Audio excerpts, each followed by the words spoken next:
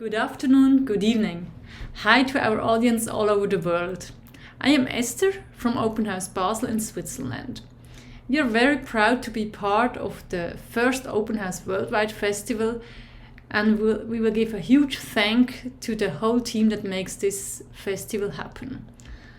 Thank you also to Vienna, Barcelona and Buenos Aires, who just had a very interesting panel about housing. We are now diving into the next topic cluster, where we talk about climate in crisis.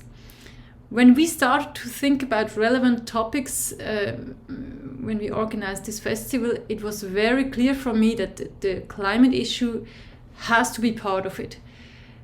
I mean, we all know how fast the daily life could change now in the pandemic crisis, and it looks a little bit ironic that the things are changing that slowly concerning the climate issues.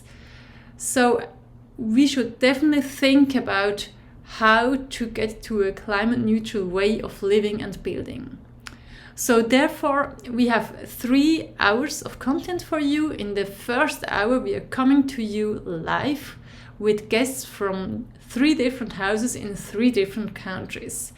We take advantage of the possibility of hosting this event digitally and bring 3 places together. We will have a look at their houses, where they chose very interesting strategies about building more climate neutral, and then we will join a conversation with all of them. And now I am delighted to present our guests. First, I want to introduce Friederike Kluge. Please hold your hand so we can recognize who you are. Yes. Hi, Friederike. She is an architect working in Basel and teaching at the university in Constance, Germany. She is going to lead the conversation with all architects and inhabitants that we will join after the short building tours.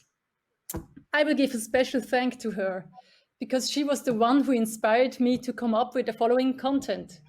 She is very engaged in the question how to approach the climate issues in an architectural way. So together with a group of many architects, she founded the association with the name Countdown 2030, and they are pushing this issue with all their strength, and they are looking that we are going in the dialogue about all these questions.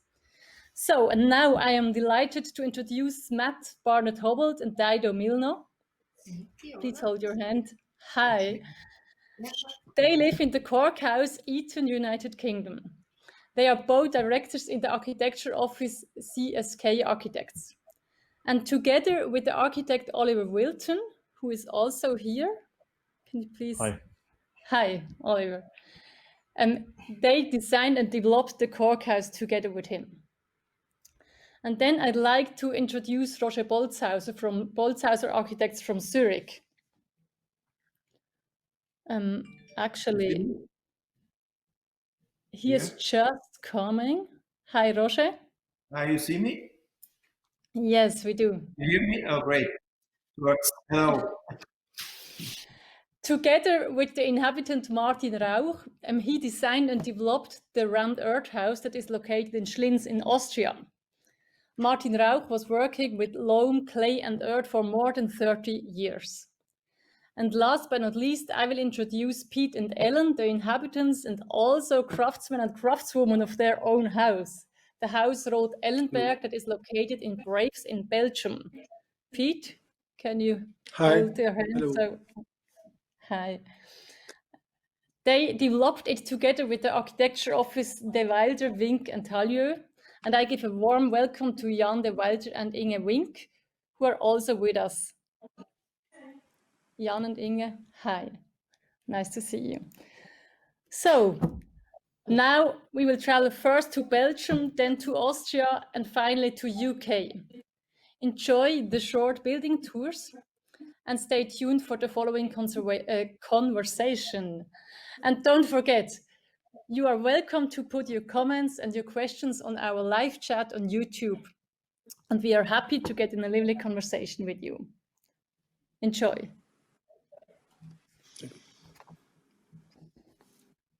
so it was in a very bad condition. But although we decided to rebuild the house together with the architects Jan de Vylder and Inge Vinck, you can still see a little bit of the inscription that says handel in bieren, that means trade in beers, because it was a village cafe. We didn't change anything on the facade because it is beautiful as it is, except for the front door, we painted it in red.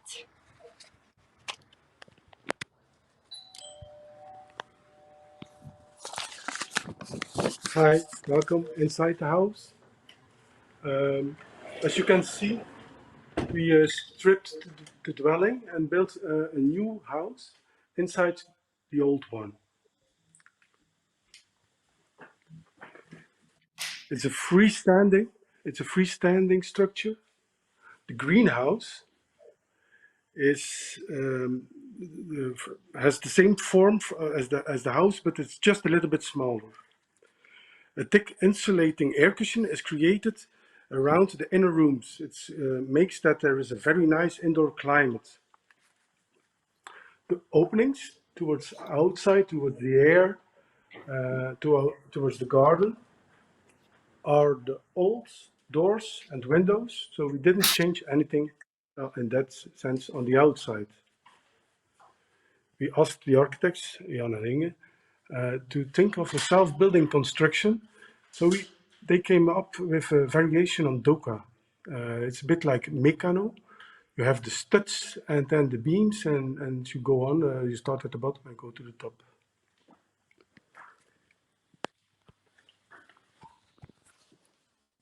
In the living room, we can open and close the doors along with the seasons. So, like during winter time, we live a little bit smaller by closing the doors.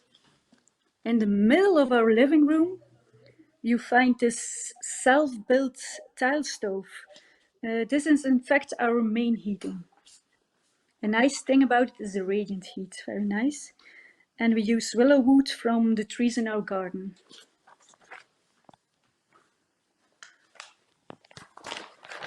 Further, we're going to zoom in on a detail and continue a bit with the self-building idea, like all the beams in the house.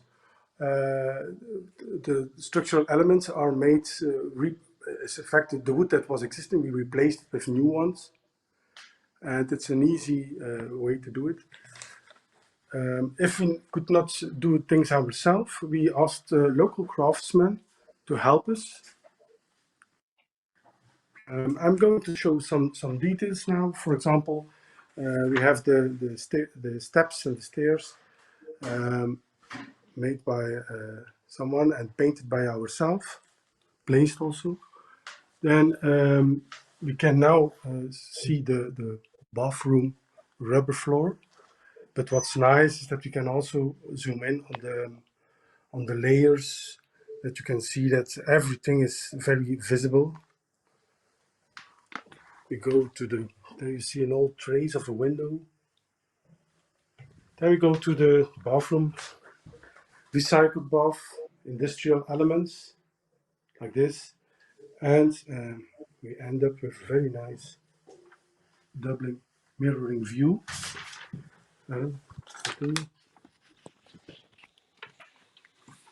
From here we have a very nice overview of the living room. In fact, it is not a very large area, but it feels very spacious. This is my favorite view. I'll now take you to the first floor. The different areas you can see over here, they're very flexible in function. So they already changed from bedroom into working space or living room. So without major interventions.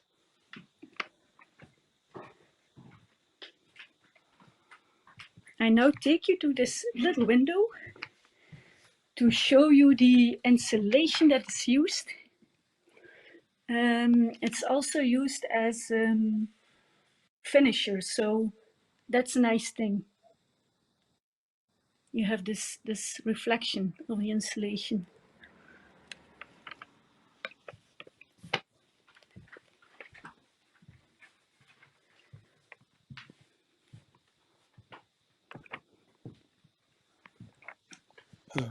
I hope we have time for 2 more rooms.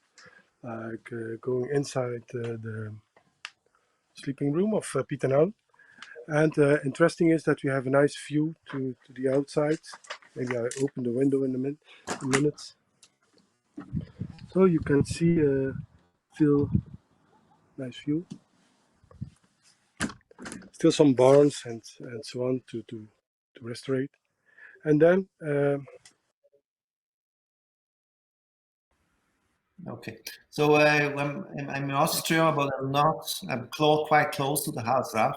But unfortunately, we couldn't handle that we can go in. So I have to do a little PowerPoint presentation for you today. Sorry for that. The last one was much more beautiful. So maybe we can switch quickly to the presentation. I hope it works. Can you see it? Okay, so I go quick to some slides from the Hausrauch. So the Hausrauch here in Schlinz, so the next two, I'm in Feldkirch now, but Schlinz is not far away, 10 minutes. It's made in earth, as you all know. And the interesting thing about that is it's completely made with the earth from the side. 100% of the earth was using for this house to build the house. And we excavate the earth and we bring it in another form and we build that house. And we have still some material left. This is the site. I designed this house together with Martin Rauch.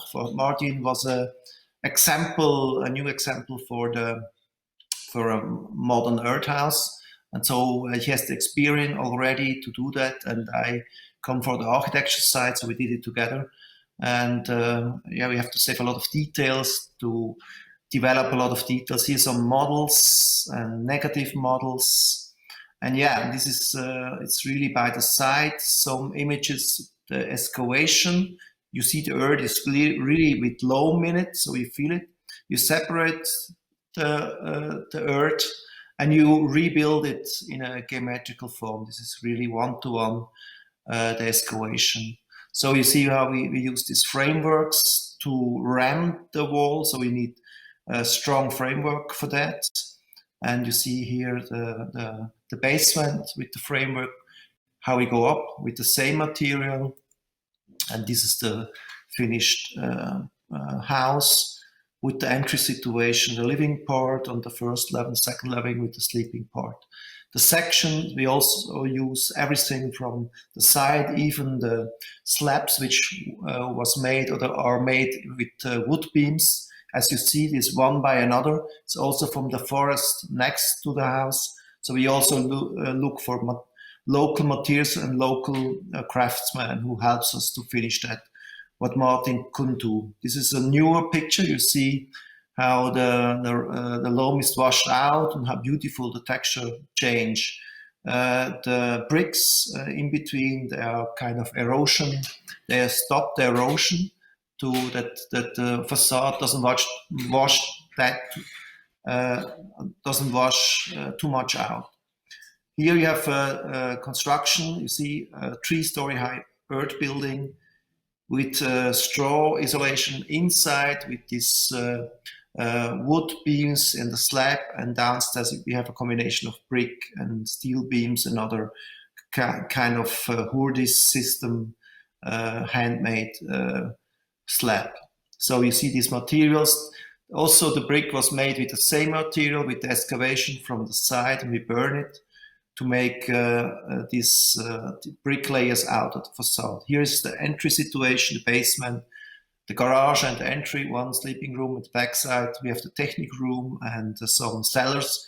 We didn't close the excavation, we just let it open. Martin used it as a wine cellar or storage rooms. So this is the entry now from the basement. You see also tiles. This was made by Marta Rauch, she's an artist. And she did these beautiful tiles, also made with the base is the same material, the loam. and then she burned it, and there was some texture which she put on it and burned it in the fire. And this is the ornament was designed by the son, by Sebastian Rauch, so it's a real family project in that case. And here you see how they produce the tiles, also handmade. It's a Japanese technique. We call it black burn techniques. I didn't know the translation. And we built that in. So we see this still the basement. You see also the excavation outside. We just let it open and you can see it still today. The construction of the slabs, and you also see the isolation, which we did with straw inside. We plaster over it, and we also integrate there a heating system into the wall to have a good room temperature. And here you see again the excavation and the room in between the house and the excavation. So the first level with the living room, kitchen, and atelier on the back side. Here we have view from the dining area to the living area inside, with loam clay, rammed earth floors, and a clay ceiling. The living part, the terrace with handmade bricks as plates by the terrace, and again the bricks on the left side. And the last level with 2 sleeping rooms and the bath and a beautiful staircase, which is not isolated, completely rammed. Here we see the rammed earth wall inside, and you see some other images, and also the calculation of the gray energy, which is 50% less because we use earth from the side. Of course, we save a lot of energy, and also humidity is very well. We did a research about it. The red spot are the humidity from the earth house, the blue spots from a normal house, and the regulation of humidity is, of course, very good with earth houses. So you have a very good climate for human and for the people, for Martin who lives there. The bath space and some other numbers, if you compare to concrete or other materials, loam is at the very bottom, so we see it's 10 times less energy in it than with other houses. Yeah, some of the last image, I believe, from outside again. I think this is it. Yeah, so I try to come out here.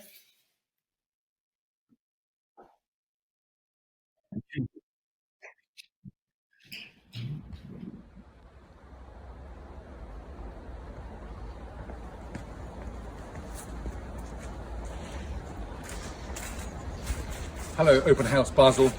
My name is Maki, Barnett, Howald, and together with my partner, Dido Milne from CSK Architects, and a colleague, Oliver Wilton from the Barnett School of Architecture in London, we designed and built Cork House together.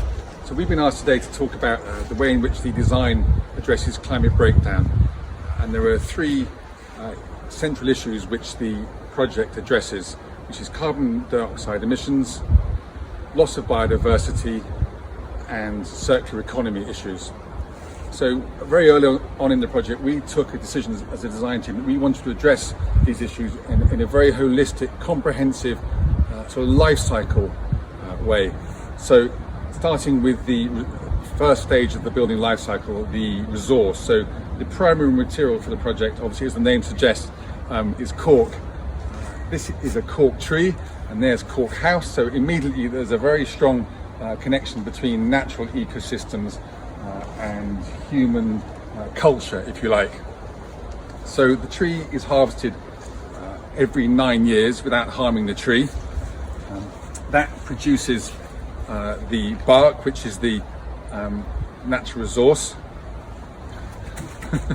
And that's granulated and cooked at a very high temperature, steam cooked, and that temperature melts and releases the natural resin in the cork called suberin, and that rebonds the expanded cork granules back together and forms this expanded cork board. So just to clarify, there are no additional glues or binders or any ingredients in this. This is 100% pure cork, and it, obviously being plant-based, it stores carbon, and it comes from a biodiverse landscape around the Mediterranean rim. So what does Cork bring to the building architecturally? The obvious thing from the outside is the quality of the surface it creates. It's got a sort of pitted surface with a lot of texture and depth. Also, it's actually soft to the touch, unusual for a modern building material, and it's even got a bit of give in it. Internally, it's another matter, brings something else. So if you just want to follow me in.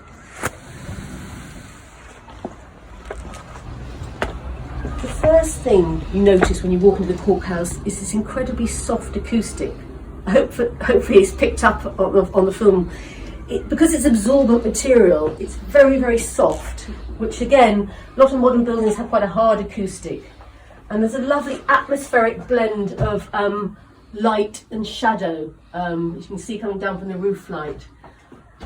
And the cork itself actually has a distinct smell. It's a sort of smoky aroma that comes from the cooking process. So cork, as well as being carbon negative and from a biodiverse landscape, it's also appealing to all your senses, which is unusual.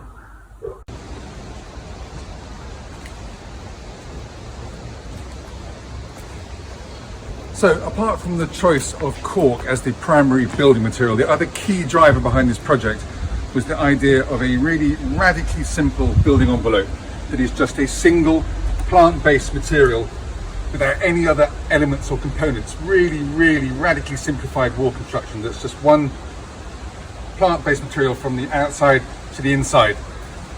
And the blocks have been very accurately robotically milled so that they can be fitted together by hand on site without any mortar or glue. So it's just a friction-fit, gravity-based structural system. And this means that at the end of the building's hopefully very long life, the blocks can be disassembled and recovered for reuse, recycling, or simply returning to the biosphere to biodegrade and generate new growth. What this means in terms of the design of the building is that this very simple tectonic of one block on top of the other is taken from the wall seamlessly into a corbelled roof form, which is what gives the building its very, very distinctive pyramidal form. So the form is the result of these life cycle considerations, and hence the phrase that we use now when we're designing together, which is form follows life cycle. So the ideas Matthew's been talking about translate into a very powerful spatial experience, and this is probably best appreciated here in the bedroom.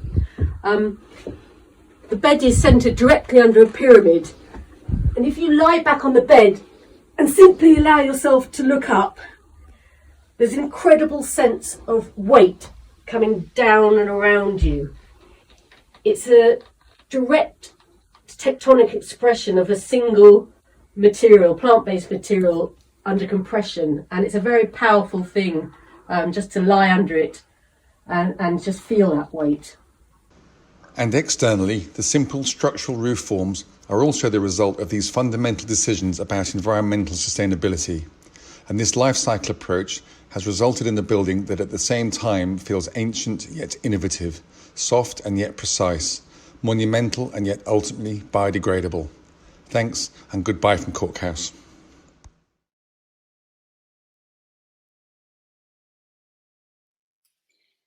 So great. Thank you very much for this interesting insight. And let's start the conversation though. We picked these three houses because we wanted to show three very good examples where sustainability and architecture get together as an entity. So we believe right now there's still a notable gap between research and practice, between sustainability buildings and design-focused projects. And this gap, I think, we have to close. And we think that ecology and ambitious design approaches are well fit together in your projects. So we thought that they all contribute to the, or give a good idea of an approach to address the climate crisis and the biodiversity loss. So later on, we just noticed that all of the buildings are self-built houses as well, and single-family houses. So my first question would be if you think that with this typology, it's a good way to invent new solutions.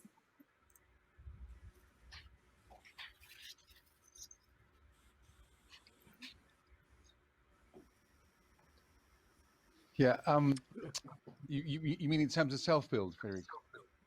Yeah. Yes, I was just thinking that actually when you asked the question, that I suddenly realised that all three projects obviously had very heavy client involvement along with the architects and designers, and I think there's probably no accident that's the case in relation to projects that are quite research heavy like that. You know, it's probably quite a tricky thing to do commercially, and certainly on our project, it was very useful having a team working so closely together, that were the client and the architect and the builders as well, and it allowed for a very single-minded approach, a very single-minded focus, you know, a single approach all the way through from brief right through to completion, and that probably isn't possible in a more commercial environment, possibly. Mm-hmm. I'd like to add on that also. I think you've been looking throughout the day to all kind of examples of housing projects, people together, and this is something else you could say. I don't think that there is one or the other solution which is only valid. It's an additional interesting entrance to the question, I believe, the single house. And especially as with Enrique in those three cases, it is very clear that it's not only about a client relationship, a close client relationship, but it's also about the local, it's also about the context as a resource. And in that sense, I believe it opens there the question how the local habit, the local materiality, the local way of constructing the tradition combined with the nowadays ideas on it, how you can there formulate new opportunities which to us also are related to the fact that, let's say, the act of building, of making a house, however, it's so personal at the end. In the beginning, often it's at such a distance. It's programming and so on and so on.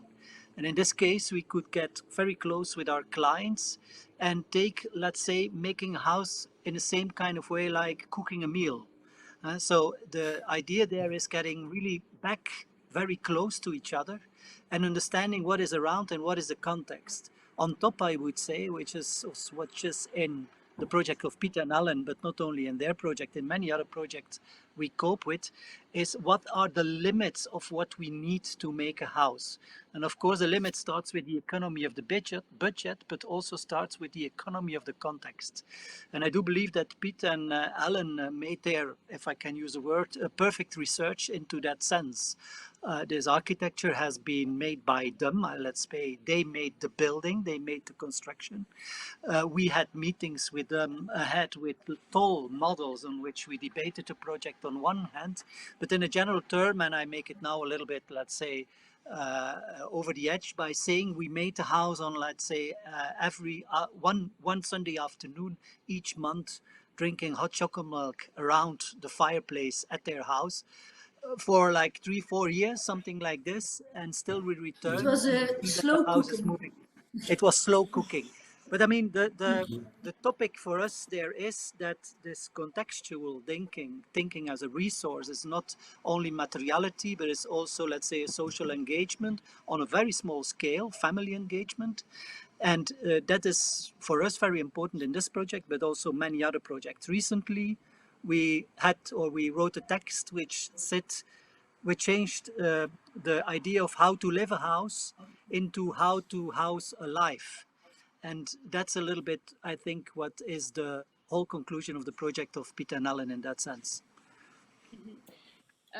Maybe coming to Peter and Ellen, you said slow cooking just, and I think also what unites all the projects is that you all took really a lot of time working on the project. I think this is special also for economic reasons and going on with the project. I thought about the words slow architecture, and I was wondering if you need time, maybe also time for research to build these kind of projects.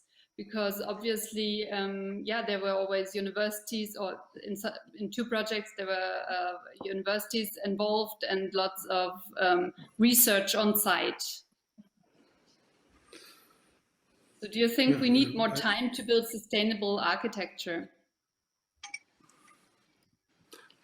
I think that by building slow, like we did, we use the materials that are close to us, and we work in a way that contractors have other uses. They want to go fast. They use material that is maybe a bit scientific or drying quicker, and so we had to take our time to investigate everything, to learn how to do it. To use the simple tools that we had in our box, so we didn't have the money to buy every time another tool, and I think in that way, we can maybe find a solution.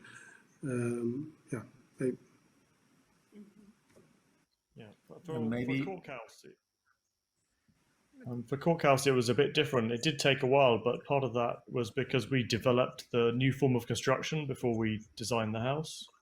So I guess in some ways, similar to the Rauch house, where there's this amazing form of loam construction, but the evolution of that perhaps is broader than the project.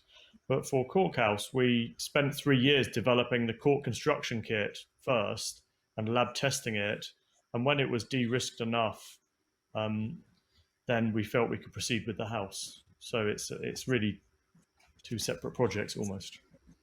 Yeah, I think so, because we just use like things that are available on the market. So we just went on with things that are available so that Ellen and Piet could get along with it. That's an important difference, I think, in the both different the other projects we have seen. That was for us like the main issue, to be able to build together with Piet and Ellen the house. The thing there is, for us also in Piet and Ellen's case, that important is they are not thinking about it right now, but you could say also that the project allows to change in future. Mm-hmm. So one can imagine that within 20 years, 30 years, they might leave the house. Maybe children take it over again, as it is a generation house, and they might shift it totally because of new needs, because of new wishes or longings, but also new restrictions at that very moment. To us, this is also one of the most important things in the house.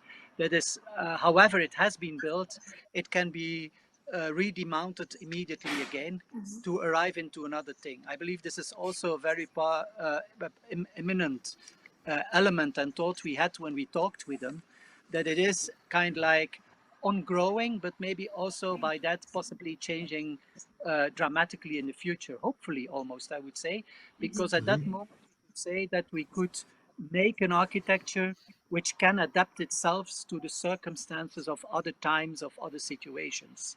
And I came recently along a work of the artist Thierry Joffrey, which had the title "The Emergency Will Replace the Contemporary." And I was very stroked by that title, because that title to me was maybe also something which is very eminent nowadays in the architectural question of future building. The emergency leads also to the fact that maybe we have to develop also not only slow strategies, but also fast strategies. But if you combine the both ideas, it might lead to a more local action on things. Can you hear me? Sorry. Yeah. Okay, so maybe I can add something to slow and fast strategies. Also, I would say in the Berg case, there is already some development. As you see, with Riccolo. So the problem is earth is a very slow material. It takes a lot of time to dry. But with the prefabrication, you can hurry the process up. So the building from Riccolo, from HDM, was completely prefabricated. So Martin Rauch was able to do it in a much shorter time to do an earth building. And I think there is a lot to do. We work now together for a new little tower together we developed that with the ETH and TU Munich with pretension. So I think the solutions are often in combining system and new knowledge together with old knowledge. So how is this is exactly the question with Earth, how we can develop Earth structure to maybe to a skyscraper, and what we should add that it's possible to build faster and bigger structure. And one case is now pretension, which we have another example which we build right now. And with this combination of pretension cables in steel together with Earth, we are maybe able to come in a much bigger dimension. Today, as we know, there is already earth building there 7-story high, but today with all these earthquake cases, you can't build them anymore, and there we should find new solutions. So it's often combine old techniques, local techniques, together with new knowledge and new building strategies. So maybe also with robotic, what we have now at DTH. So there is a very interesting interaction also together with Earth, with integrated building systems, which you also can combine structurally materials and systems, which in combination could help to build bigger structure and with much less energy. So there is a lot of things to do, but it's also very interesting because you combine things in a new way. So I think it's also that you come to a kind of new language out of that, because we have to design the things new. We have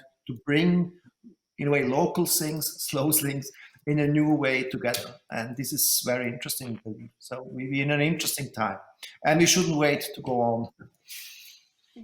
I think Cork House is very similar in that way. Sorry, I was just going to say, I think Cork House is an interesting blend of ancient and modern techniques as well, because in one way, just putting one block on top of the other, it's sort of dry stone walling, which is an ancient technique, but using the robotic milling that allows the precision of the blocks within 1 or 2 millimeters actually allows that friction fit and the air tightness you need for a sustainable building. So I think that blend of old and new is interesting. Probably can see them across all the projects. Mm-hmm. Yeah, and I think what was my question as well, when we started with the single-family houses, do you think that these are ideas for bigger concepts as well? Can you imagine that the systems can be used in bigger scale or more dense areas as concentrated urban structures? Yeah, in my case, I do believe that we are on that point. This was also the motivation for our publication, Pise, Tradition and Potential, that we really want to go to a bigger scale with other combinations. So this is really to go or find other combinations, wood and earth. So we work now on a wood tower, which has earth element in it. So you have to find other combinations, and this is I really believe that this is possible to go into the city and be dense and work with these materials or these structural ideas. We have to. Yes, I think it's not a matter if we can, but we have to, as Roger just came to say. I do believe that there is for everyone clear nowadays that the context that is available right now with everything we build, we much more should conquer as a given gift, in fact, than in fact as a problem. We know, of course, that we are facing a lot of buildings that do not cope with what we understand nowadays on ecological and energy and sustainable standards. But we have to develop strategies that makes it possible for many people to act in those contexts in a larger scale. And we believe that, however, Piet and Allen's is a small case, we are in larger scale projects at this moment working on such a kind of ideas, because at the end, what is the nutshell idea behind all this is that we should try to make new livable environments with less, let's say, action, less material, less energy. This is very important, we believe, into a future thinking, or into a future that is reachable for much more people than just, let's say, the exemplary examples as we are maybe right amongst us right now, let's admit. So we have to be able to transmit that into a larger scale. And I think starting from the way we might approach it in a very local action towards a more research action as the Cork House and Roger are up to, it's always the same interests. We are researching, or let's say repracticing, we love much more the word repracticing, those things on sites in real projects instead of only in research environments of universities. We're repracticing them all. But let's say finally, all those different approaches you see, if we see it tonight, at the end, the only goal we should have is that maybe at the end we don't talk about anymore about sustainability and ecology, but we talk about environments we want to live in. And that's what those houses take to me, is that comes by bringing it back to the clients, the ones who will live in it. It comes much more closer, and possibly much more closer to really those places you want to be every day. And that's, I think, to me, ahead of ecology talking and thinking and standardizing, the final goal of everything. And I see only happy clients. Yeah, and for Cork House, certainly we developed this form of construction beyond the house, and the house is the first application, and we want to do further work now to look at using it on multi-story and in denser situations. But our big interest is really this form follows life cycle approach, which is looking at each stage of the building life cycle and using materials that are low carbon, which would include cork, but also other plant-based materials and some others such as stone in some instances, and looking at how we can create these radically simple forms of building that take a lot of complexity out of construction. Because a lot of the environmental issues in buildings we think are linked to this over complexity in construction. So that kind of links back to this notion that was raised about self-build, the idea that it can be simple to build, it's something that's understandable, could be disassembled at the end of life so that the components can circulate in the economy. And so that's our kind of key interest on looking at higher density and broader applications, but with this underlying approach. And this house has got a lot of cork in it, and it's called Cork House, but our big interest wasn't in the cork, but rather in that developing that broader approach. Mm-hmm. Yeah, I think this really comes clear that you have all also somehow changed the profession of the architect in this way, that we look at a way broader the life cycle of the buildings, that you avoid demolition, that you use less material, that you just build what is necessary, that you use materials that are very CO2 friendly, and you just mentioned it, form follows life cycle. I think this is looking at things this way can really make designs and change also the way we are thinking about architecture. Unfortunately, we already came to an end, or the time is already over. I'm sorry it was so short. I would love to continue this conversation. But what I see in all the houses is that you did these profound research, that you took time to develop new ideas of building, and that you also, with the single family houses, have ideas how to develop it in bigger scales. And I think we need these role models a lot. They're very inspiring for us as architects, and I hope that a lot of people, clients and architects around the globe right now who got inspired by these sustainabilities as an architectonical concept, because I think we have a lot of responsibility, as 40% of CO2 emissions are in construction, that 50% is in construction waste and 50% of resources we use for architecture. So yeah, I hope everybody sees the responsibilities and the architects can also, as you were a great example, show not only these responsibilities, but also the joy and the discovery that we can do while we are building. So yeah, thank you very much for this conversation, for the very good examples. Also, I think the three together was really nice, and also see the difference. And I wish you a nice afternoon also with Worldwide Open House. Thank you. Thank you. Thank you. Bye. Bye. Bye.